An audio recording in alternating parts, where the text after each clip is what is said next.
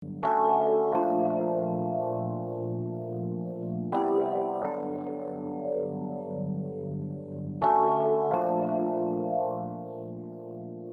the cool thing about being a photographer is that you can take a piece of your imagination and make it real by taking a picture of it. But what stands between you and the realization of that imagination? All of this stuff, all those things have numbers attached to them, right? F-stop, shutter speeds, lighting ratios, which is what we're going to talk about. Start with your main light. Start with one light. Build your set, just like being a kid in the playground with your building blocks. For the foreground exposure, you can see I've got two lights going. When you have two lights going, then ratios become active. They become part of your language of the location. If they were both equal power, that would be a 1-to-1 lighting ratio. If my main light was twice as powerful as my fill light, that would be a 2-to-1. But here's the thing I would urge. Don't get hung up on the numbers. What you're really looking for in lighting something or someone is an emotionally beautiful response to the scene at hand. It's not numeric, it's emotional, it's creative.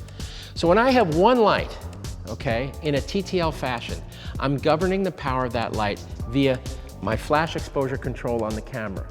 I'm not using the air remote. The air remote in a one light scenario is a translator.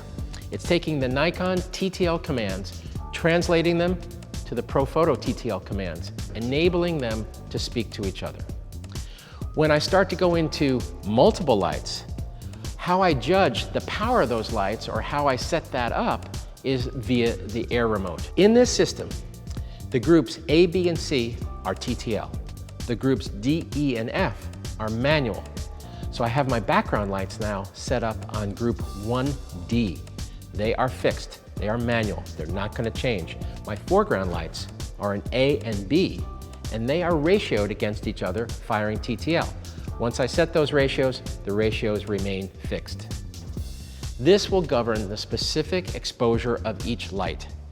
Then I can go into the camera and govern the exposure of the entire scene via the flash exposure that's available to me on the camera.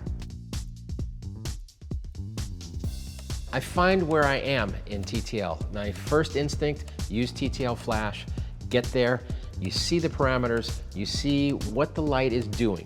All of that discovery process is a really, really easy way to go if you're using TTL.